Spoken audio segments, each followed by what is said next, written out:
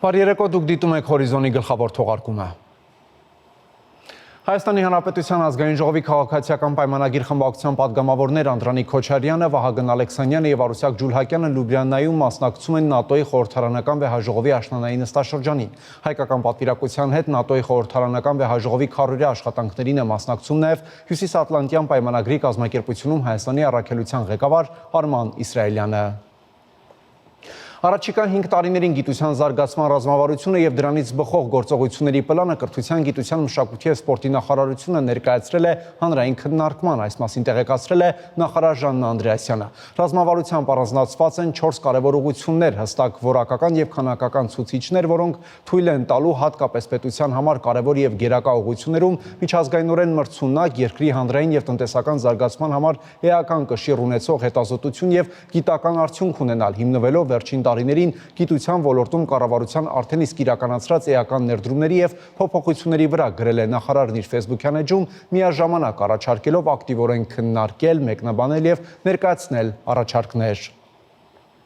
Նուբարաշենի աղբավայրում բռնկված հրդեհը մարվել է, ծխացող վերջին հատվածների չեզոքացման ուղղությամբ աշխատանքները շարունակվում են։ 3 փրկարար ծառայությունը, Երևանի քաղաքապետարանի եւ վարչական շրջանների աշխատակիցներն ամբողջ գիշեր աշխատել են տեղում։ Այդ մասին Երևանի քաղաքապետարանի տարածած տեսաուղերձում ասել է քաղաքապետ Տիգրան Ավինյանը, շնորհակալություն հայտնելով հրդեհաշիջման աշխատանքների համար։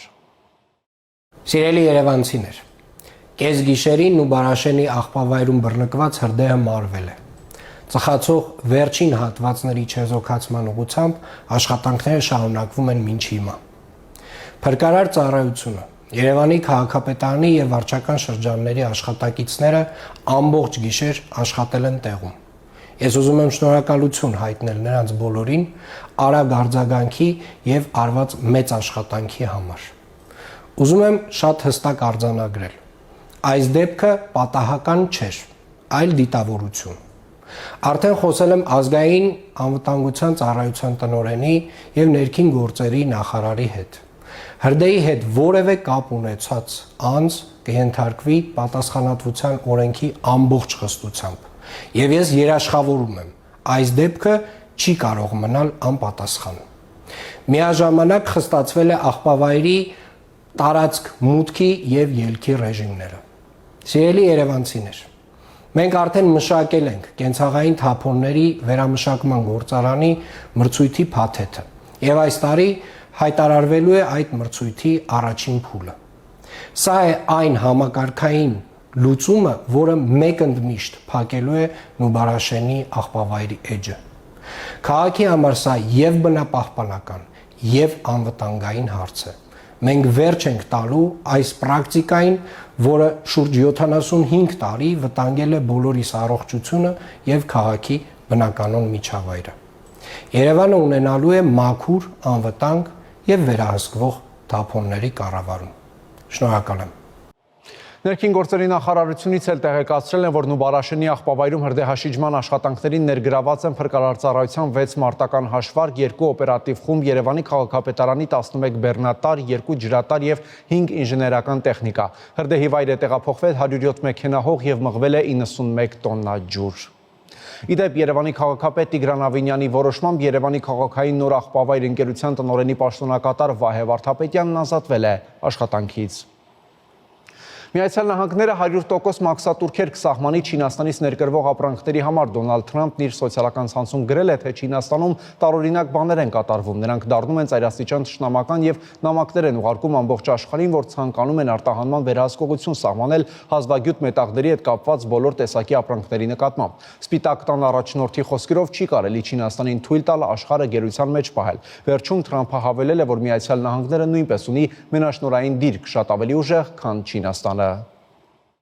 Ֆրանսիայի նախագահ Էմանուել Մակրոնը Սեբաստիան Լկորնյուին վերանշանակել է վարչապետի պաշտոնում։ Լկորնյուն հրաժարական էր տվել ընդամենը 4 օր առաջ եւ այդ ժամանակ հայտարարել էր, որ այլևս չի ցանկանում ղեկավարել կառավարությունը։ Վերանշանակված վարչապետն X-ի իր միկրոբլոգում գրել է, որ ընդունում է իրեն վստահված առաքելությունը պարտականության զգացումից ելնելով։ Մենք պետք է վերջ դնենք քաղաքական ճգնաժամին, որը զայրացնում է ֆրանսիացիներին եւ անկայունությունը, որն ազդում է Ֆրանսիայի կերպարի եւ շահերի վրա։ Պետական ֆինանսների վերականգնումը մնում է մեր ապագայի եւ մեր ինքնիշխանության առաջնահերթությունը։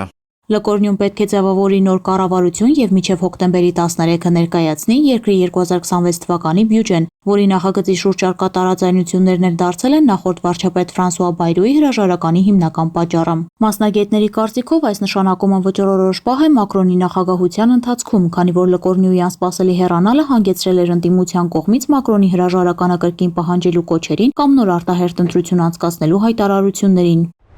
Միացյալ Նահանգների առաջին տիկին Մելանիա Թրամփը հայտարարել է, որ Ռուսաստանի նախագահ Վլադիմիր Պուտինը գրավոր պատասխանել է ուկրաինացի երեխաների վերաբերյալ իր նամակին։ Այդ նամակը Պուտինին փոխանցել էր նախագահ Դոնալդ Թրամփը օգոստոսին Ալյասկայում կայացած հանդիպման ժամանակ։ Մելանիա Թրամփը հայտարարել է, որ Ռուսաստանը ցուցաբերում է պատրաստակամություն տրամադրել օբյեկտիվ եւ մանրամասն տեղեկատվություն այս հարցի վերաբերյալ։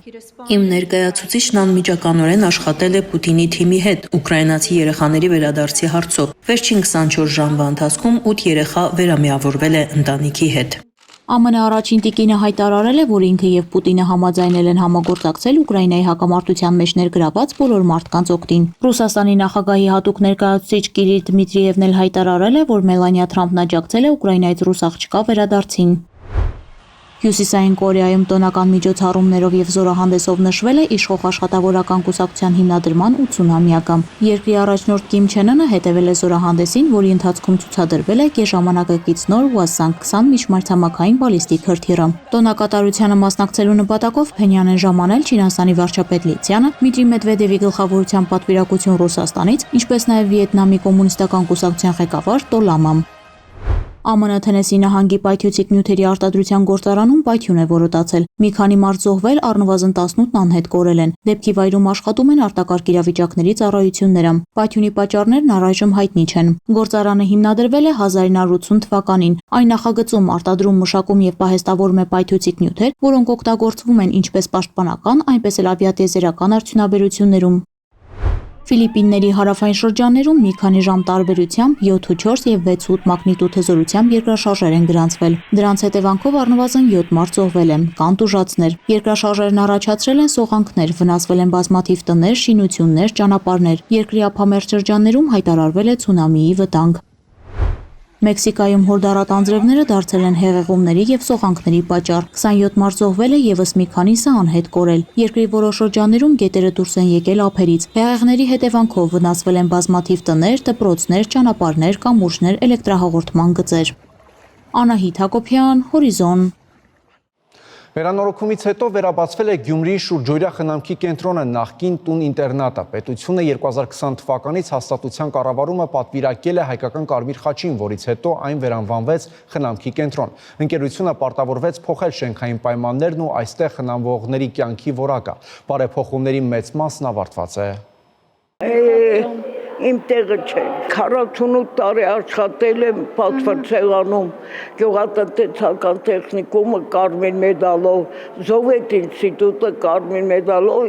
Թևիցս ամուր բռնած իր ապրած կյանքի լուսավոր պահերն է շտապում պատմել տիկին Էման։ 3 տարի է արդեն խնամքի կենտրոնի բնակիչն է։ Շատ են այստեղ ապրող տարեկիցները, որոնք վերանորոգումների ընթացքում դժվարություններ են հաղթահարել։ Ու հիմա հարմարավետ միջավայրում են ապրում։ Աղել կա, ակուրատնի կրավատները կա, տեղաշորը կա, մարդիկ կան, պետք է հարմարվես, առանց հարմարվել չի լինի։ Նախկին պայմանների հետ հիմա ոչինչ համեմատելի չէ։ Նեղ սենյակները, գորշ ու խոնավությունից ճակճկված պատերն այլևս չկան։ Շահառուներն ապրում են լուսավոր, մաքուր առանձնացված սենյակներում։ Ես 8-րդ տարին եմ այստեղ։ Առաջ շատ անտանելի վատ էր։ Իսկ հիմա ասուպարտ, մաքուր, իստական ինչ։ Մի քիչ խնդիրներ ունենք նախքան վերանորոգումը, բայց վերանորոգումից հետո ոչ մի խնդրեմ չունենք։ Նախկին տուն-ինտերնատի կառավարումը ստանձնելուց հետո հայկական Կարմիր խաչի ընկերությունը գնահատել է շահառուների կարիքները։ Նրանց անվտանգության ապահովումն ու կենսապայմանների բարելավումը դիտարկվել է առաջնահերթություն։ Վերանորոգումից հետո խնամքի կենտրոնի բնակիչներից յուրաքանչյուրի համար ստեղծվել են այնպիսի միջավայր, որտեղ շահառուները ջերմություն ու մտերմություն են զգում, իսկ ամեն մեկն ունի իր անձնական տարածքը։ Ուշագրավ է, որ բնակելի մասնաշենքերը հագեցվել են նպատակային հատուկ հարմարեցված գույք եւ սարքավորումներով, ապահովելով կացության, բարեկեցության եւ անհրաժեշտ բոլոր պայմաններով, որտեղ խնամքի մասնագիտացված ծառայություններն են ստանում ինչպես տարեց, այնպես էլ 18 տարին լրացած հաշմանդամություն ունեցող շուրջ 160 անձ։ Հայկական կարմիր խաչի ընկերությունը եւ մի շարք կարմիր խաչերի աջակցությամբ կարողացան վերանորոգել ամբողջ կառույցը, կարողացան վերափոխել բոլոր կահույքը,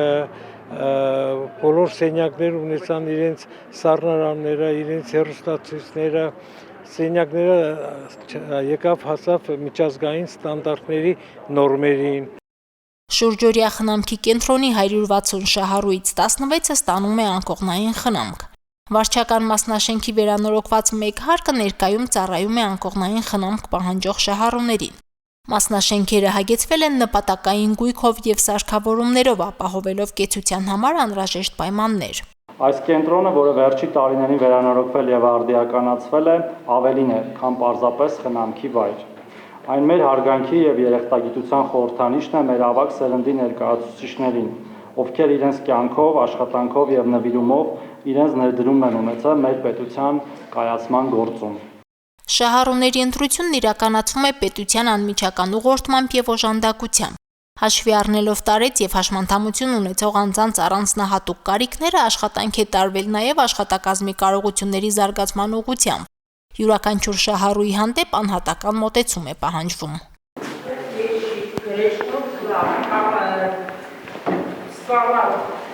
Վերանորոգման ծրագրերից դուրս չի մնացել նաև խոհանոցային հատվածը, նորացվել է կենցաղային տեխնիկան, կահավորվել ճաշարանը։ Վերանորոգման ու արդիականացման ծրագիրը Հայկական Կարմիր խաչն իրականացրել է միջազգային գործընկեր կազմակերպությունների հետ համագործակցությամբ։ Այս 5 տարիներին այդ համագործակցությունը արդյունավետ է եղել նաև աշխատանքի եւ սոցիալական հարցերի նախարարության հետ։ Ըստ էության պետական գույք է, բայց հանձնված է Կարմիր խաչին ի տնօրինություն, նաև մենք ապահովում ենք այս կենտրոնի ընթացիկ ծախսերը պետական բյուջեի միջոցների հաշվին եւ մենք կարծում ենք, որ այս լավ համագործակցությունը պետք է շարունակենք։ Շուրջօրյա խնամքի կենտրոնի բնակիչների համար առողջ ու ապահով կյանք պարգևելուց բացի կարևոր է, որ համայնքային ու հասարակական կյանքում ներգրավվածություն ունենան։ Տատիկների մարջան երգչախումբը լավագույն օրինակն է տարիքի ուժը գնահատելու համար։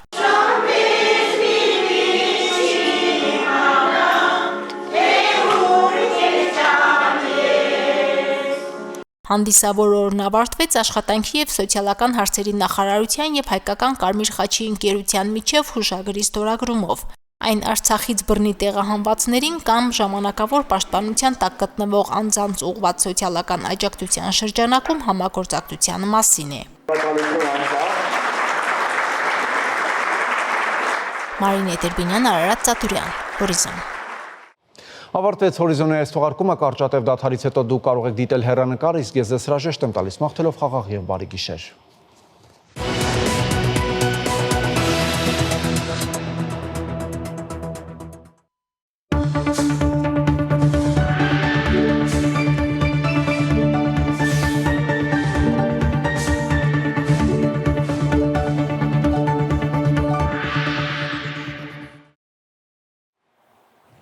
Շանթի եթերը շարունակում է հեռանկարը։ Երևանն այս օրերին տոնում է իր հիմնադրման 2807 ամյակը։ Մայրաքաղաքի օրը ոչ միայն պատմական հիշողության պահ է, այլև հնարավորություն նորովի արժևորելու անցած ճանապարհը, ներկան ու ապագան։ Ըստ այդմ քաղաքի զարգացման ծրագրերի ու նաև երևանցիների առջև ծառացած խնդիրների շուրջ զրուցելու են Երևանի ավագանու քաղաքացիական պայմանագիր խմբակցության անդամ Նատալի Սինորյանի հետ։ Տիկին Սինորյան, շնորհակալություն մեր հրավերն ընդունելու համար, քանի որ այսօրը տոնական է Երևանի համար։ Նախ ինչով է այս անգամ Երևանի տոնը տարբերվում նախորդներից։ Բարեցես, ես եմ շնորհակալ հրավերի համար, օգտվելով առիթից ցանկանում եմ շնորհավորել մեր բոլոր հայրենակիցներին Հայաստանի Հանրապետությունում բնակվող եւ Սփյուռքում բնակվող Երևանի տոնի կապակցությամբ, ինչպես նաեւ մեր բոլոր հյուրերի մայրաքաղաքի։ Իրականում 200 տարի մենք փորձում ենք այդպիսի ծրագիր դարձնենք Երևանի տոնի տոնը, որպեսզի հետաքրքիր լինի թե զբոսաշրջիկների համար եւ թե տեղացիների համար։ Միջոցառումները այս տարի բաղկացած են լինելու 2 օրվանից, այսինքն այսօր երեկոյան արդեն մեկնարկած են լինելու միջոցառումները Դիանա Աբգարի Գյումրի անվան այգում լինելու է գարեջրի փառատոն, հետո DJ երաժշտություն, իսկ արդեն վաղ հոկտեմբերի 12-ին առավոտվանից քաղաքի տարբեր հատվածներում կենտրոնի լինելու է ռոք երաժշտություն, ջազային երաժշտություն եւ դասական երաժշտություն, ինչպես նաեւ լինելու են երեխաների համար հատկացված առանձին ժամանցի վայրեր, արդեն երեկոյան ժամը 21:00-ին Հանրապետության հրապարակում լինելու է ամփոփիչ միջոցառումը, լինելու են մեր հայտնի երգիչներ եւ արդեն վերջին հրավառություն եւ մեր բոլոր հայրենակիցներին օգտվելով առիթից հրավիրում եմ այդ միջոցառմանը եւ մանրամասն ավելի օրակարգի վերաբերյալ կարող են տեղեկանալ մեր Երևանի քաղաքապետարանի պաշտոնական ֆեյսբուքյան էջից եւ հենց կայքից, այնտեղ մանրամասն ժամանակացույցը նշված է։ Տիկին Սինորյան, ամեն տարի տոնակատարություններից առաջ երբ հայտնի է դառնում, թե որքան գումար է օրինակ ծախսվում միջոցառումների կազմակերպման համար, քննադատությունների պակաս չեն լինում։ Ասում են, ինչու է Երևանի բյուջեից միլիոնավոր գումարներ ծախսվում այն դեպքում, երբ բազմաթիվ բակեր չունեն, անգամ լուսավորություն, փողոցները դեռևս բարեկարգված չեն եւ առհասարակ Երևանը մի շարք բազմաթիվ խնդիրներ ունի։ Ձեր մեկնաբանությունը։ Տեսեք, յուրաքանչյուր տարվա ավարտին, դեկտեմբեր ամսին մենք հաստատում ենք Երևանի բյուջեն, որտեղ որ տողերով հստակ նշված է լինում, թե որ միջոցառման կամ որ ծրագրի համար որքան գումար է հատկացված լինում։ Եվ նույն թեմաբանությամբ է Երևան համայնքի տոնակատարության համար է գումար նախատեսված լինում։ Հիմնական այդ շահարկումները կատարում են ընդդիմադիր ներկայացուցիչները, իմ մոտ մեկ-մեկ այնպիսի տպավորություն է լինում, որ այդ մարդիկ չեն ցանկանում, որպեսզի մեր քաղաքում, մեր երկրում որևիցե ուրախալի առիթ լինի եւ փորձում են մեր ժողովրդին սքի եւ անդադ այդ մոդի մեջ, այդ դրամատուրգիան մեջ պահել եւ իրականում հենց նույն քաղաքի զարգացման եւ туриզմի զարգացման տեսլականներից մեկը հենց քաղաքային միջոցառումներն են եւ մենք փորձում ենք այդ համատեքստում մեր քաղաքը ավելի գունեղ եւ ավելի լավը դարձնել։ Դե օրինակ ասում են տոնը կարելի է տոն անել, բայց ավելի լավ չէ այդ գումարը տանել ավելի կարևոր տեղում ծախսել, ըստ էության, չգիտեմ, սոցիալական հարցերի վրա ծախսել։ Երևանը ունի չէ մեծագույն խնդիրներ։ Տեսեք, ես դες մի օրինակ բերեմ 2020-ից եւ մինչեւ 2025 թվականը Երևան համայնքում կառուցվել է 35 մանկապարտեզ։ Միայն այս տարի Երևան համայնքում 3 մանկապարտեզ կառուցված է եւ մինչեւ տարվա ավարտը նախատեսվում է 3-ը հանձնենք շահագործման։ Դա հիմնականում ասում են այն մարդիկ, ովքեր որ տարիներ շարունակ այդ նույն մանկապարտեզները ժամանակին մասնավորեցրել են, վաճառել են եւ մենք խնդիր ենք ունեցել այս բարեդրությամբ, որպեսզի մեր երեխաները մանկապարտեզ հաճախեն։ Եվ մենք գրեթե բոլոր հարցերով զբաղվում ենք եւ փորձում ենք նույն բակերի բարեկարգումը կատարել, նույն փողոցների լուսավորությունը եւ բոլոր ծրագրերը։ 2026 թվականի մինչեւ մարտ մենք կունենանք 24 նոր տրոլեյբուսներ, որոնք որ ամբողջությամբ կփակեն տրոլեյբուսների պարկը, այսինքն նոր իրենք կշահագործվեն նոր տարբերակով։ Եվ տարբեր ու զանազան են հենց այդ միջոցառումները։ Նույն տարեկան կտրվածքով մենք կատարում ենք վերելակների փոխարինման ծրագրեր եւ հարյուրավոր վերելակներ են փոխվել Երևան համայնքում եւ շարունակելու ենք փոխարինել մինչեւ 2027 թվականի ավարտը ամբողջությամբ վերելակային ֆոնդը Երևան համայնքում փոխարինված կլինի։ Այսինքն ծրագրերը պարբերաբար մենք կատարում ենք միջին նորոգման աշխատանքներ ենք կատարում ենք հիմնանորոգման աշխատանքներ, այսինքն մեղադրել մեզ, որ ոչինչ չեն կատարում եւ միայն կատարում ենք Երևան տոնին ընդառաջ միլիոնավոր դոլարներ ենք ծախսում, դա մեղմ ասած ճիշտ չէ եւ արդար չէ։ Մենք այդ հաշվետվությունները պարբերաբար ներկայացնում ենք թե ավականի նիստի ընթացքում եւ թե յուրաքանչյուր երկուշաբթի գործակարգավարական նիստերի ընթացքում մեր գործադիր իշխանության ներկայացուցիչները դա հրապարակում են թվերով եւ ստույգ ժամանակացույցով։ Խնդիրների մասին խոսելը եւ խնդիրների մասին բարձրաձայնելը թերևս լավագույն անդրադարձը կլինի մեր մայրաքաղաքին, դրա համար նախ Երևանի կառավարող ուժը, որոնք է համարում մայրաքաղաքի հիմնական խնդիրները։ Տեսեք, մեր խմբակցության գլխավոր խնդիրներից մեկը այն է, որ 2023 թվականի մեր նախընտրական ծրագիրը ավարտին հասցնենք եւ այն խոստումները, որոնք տվել ենք երևանցիներին, որի դիմաց ստացել ենք մանդատ, միջև վերջ իրականացնենք։ Այն հանգամանքը, որ տնական օր է այսօր, սակայն մենք ունեցանք խնդիր նախորդին աղբավայրի այրման գործընթացը որպես սկսվեց եւ ամբողջ քաղաքով մեկ ծուխ է եւ դա այս պահեդրությամբ մեր գլխավոր խնդիրներից մեկն է։ Քաղաքապետը երեկ երեկոյան համապատասխան մամլոյ հաղորդագրությունը տվեց, որ միտումնավորի բան է տեսնում եւ համապատասխան գործընթաց է արդեն սկսվել, ԱԱԾ պետի հետ է խոսել եւ ներքին գործերի նախարարության հետ, որպեսզի հասկանան, թե ինչի հիման վրա է եղել այդ այդման գործընթացը եւ մեղավորները պատժվեն, եւ մեր գլխավոր նպատակը այս պահեդրությամբ տվյալ հարցի լուծումն է եւ քաղաքապետը արդեն հանձնարարական է տվել մինչեւ տարվա ավարտ մրցույթի կդրվի նոր աղբավայրի վերաբերյալ, նոր գործընթացի վերաբերյալ այդ ամբողջ մրցութային փուլը եւ մեզ համար կարեւոր է, որ շատ սերմ ժամկետներում լուծենք նոր աղբավայրի հարցը։ Եթե դուք կարծում եք, որ դա ըստ էության միտումնավոր է արվել, ապա հնարավոր չի նախապես հսկողությունն այնպես կազմակերպել, որ որևէ մեկը չգնա եւ միտումնավոր նման բան չանի։ Տեսեք, ես մեջբերում եմ վարկած, որ արդեն ուղարկվել է համապատասխան գործընթացի եւ ապահ մարմինները արդեն կզբաղվեն դրանով, թե ինչի հետևանքով է դա եղել։ Բնականաբար եղել է վերահսկողություն, սակայն քաղաքապետի հանձնարարականով տվյալ վերահսկողությունը մի քանի անգամ ավելացվել է եւ աղբավայր մուտք եւ ելք կատարող բոլոր անձինք եւ մեքենաները հստակ ֆիքսվելու են եւ մաքսիմում ֆիքսված է լինելու ամենը։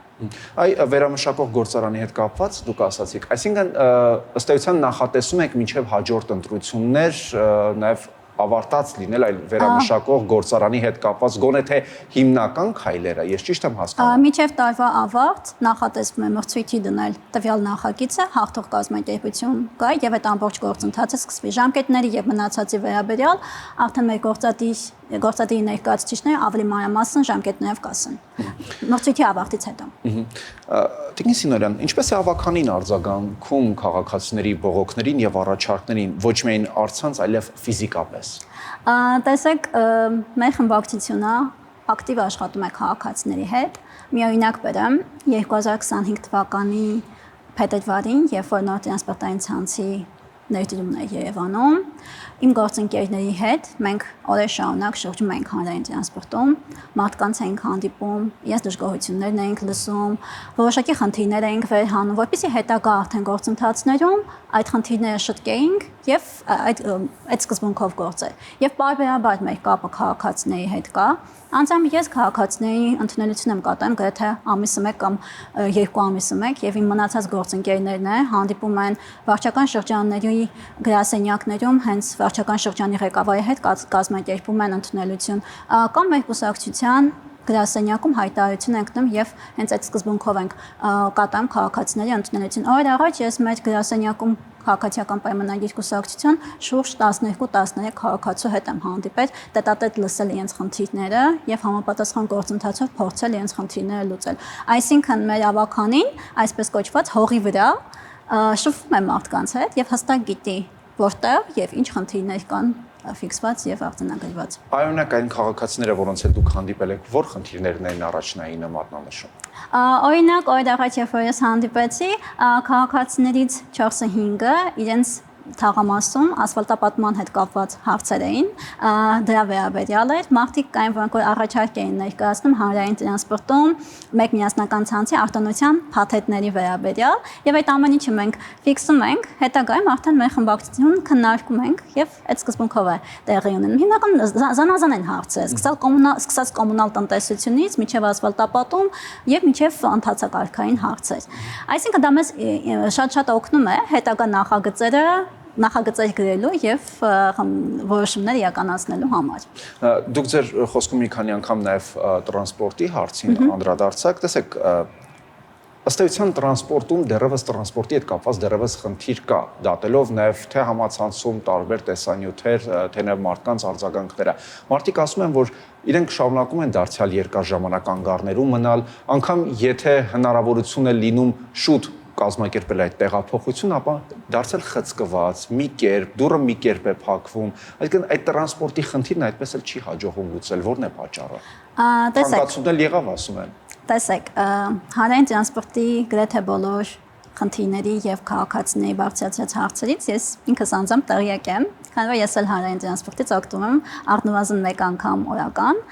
Եվ ձեր մատնանշած խնդիրներից մի մասը օբյեկտիվ են, մյուս մասը սուբյեկտիվ։ Մենք նախատեսում ենք, որ առաջիկա ժամանակաշրջանում եւս 250 էլեկտրոավտոբուսներ ներմուծենք եւ որով որ ամբողջական կլուծվի տրանսպորտային ցանցի հարցը,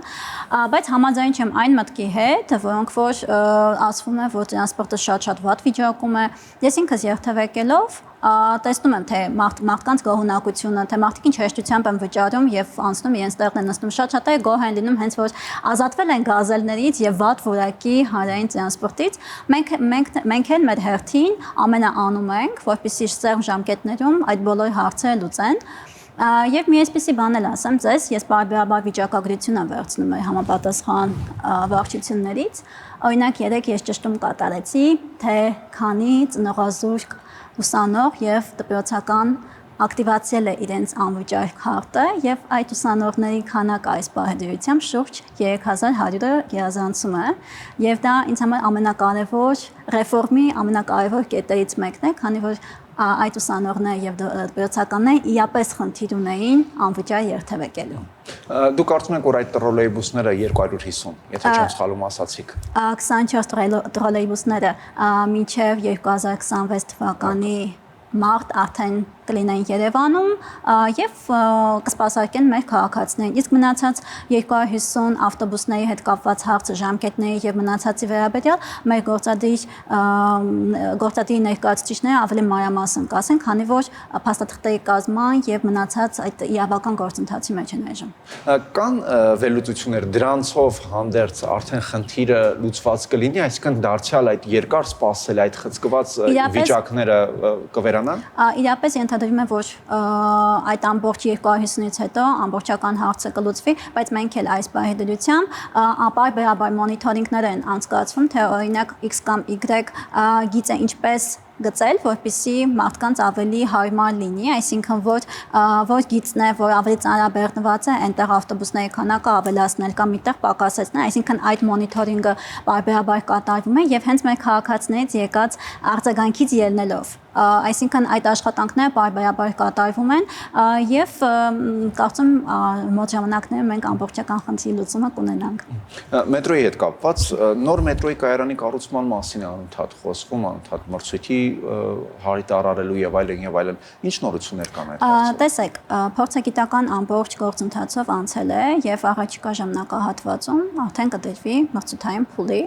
մրցույթահաղթող կազմակերպությունը արդեն կսկսի իր աշխատանքները։ Ենթադրվում է, որ մինչև այս տարվա ավարտ կդրվի մրցույթի։ Խոսքը Աջափնյակի մետրոյի մասին, որովհետև այնտեղ նաև Սուրմալուի հատվածում կանգառ ունենալու Մալաթիա Սեբաստիայի մեր հեռանկարում խոսքը գնում է Աջափնյակի մետրոյի մասին, որ արդեն ավելի հստակ ժամկետներով լրացուցիչ կտեղեկացնենք, բայց գործընթացը այդ փուլի մեջ է։ Տիկին Սինորյան, քանի որ խոսեցինք մետրոյից, ես հաճախ եմ օգտվում մետրոյից, բայց եթե առաջ ընդամենը մոտ 3 րոպե է սպասում, հիմա հնարավոր է սպասեմ անգամ 10 րոպե։ Հանգստյան օրերին դա գուցե եւ գերազանցի նման դեպքեր լինում են անգամ։ Ինչի հետևանքով է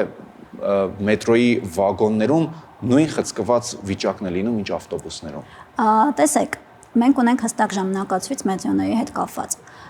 Երբ որ պիկ ժամեր են լինում, այսինքն առավոտյան 7-ից մինչև 9, յուրաքանչյուր մետրոյի հաճախականությունը 3-ից 5 րոպե է։ Եվ ավելի ազատ ժամերին դա տեղի ունենում 7-ից 10 րոպեվա ընթացքում ժամանակը որ կա վագոնի։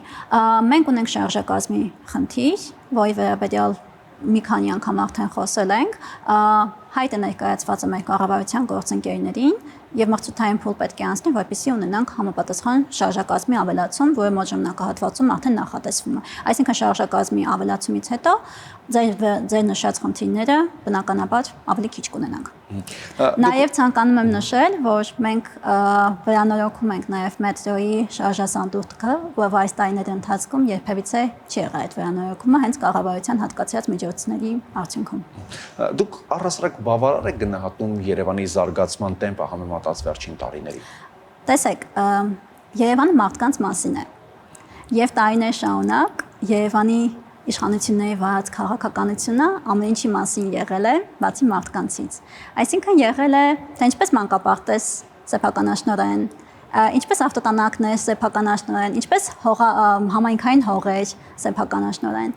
Եվ մեր կուսակցության վարած քաղաքականությունը այն է, որ Երևանը լինի մարդկանց համար եւ մաքսիմում ամենաարվի մարդկանց բարեկեցության համար։ Եվ մենք այդ սկզբունքով առաջնորդվելով զարգացնում ենք Երևանը եւ մեր նախընտրական ծրագիրը փորձելու ենք ամբողջությամբ մեծ տված մանդատի ժամանակաշրջանում իրականացնենք։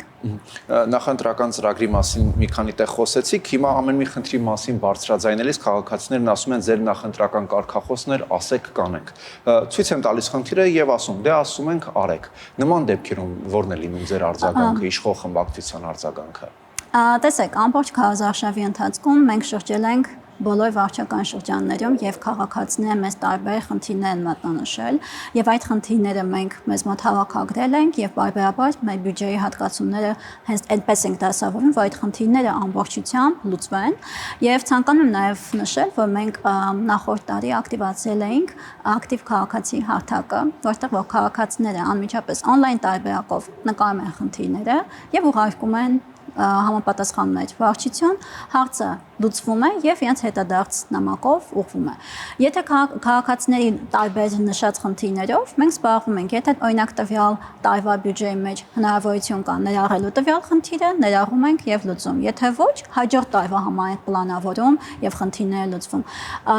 Եվ այդ սկզբունքով է տեղի ունենում ամբողջ գործընթացը, այսինքն մենք մեր նախընտրական կարգախոսից երբևիցե չենք շեղվել։ Եվ վերջում ամփոփելով զրույցը, առջևում դարձյալ անձրևներ են ու առատտեղումների ժամանակ քաղաքը կոլապսի է վերածվում։ Երևանի տարբեր հատվածներ դառնում են գետեր, լճեր, դրա մասին տարբեր տեսանյութեր կան։ Շատ անհատներ օրինակ ցույց են տալիս, թե ինչպես է մայրաքաղաքի տարբեր հատվածների ջրատարներ ցեխի ու աղբի մեջ կորած։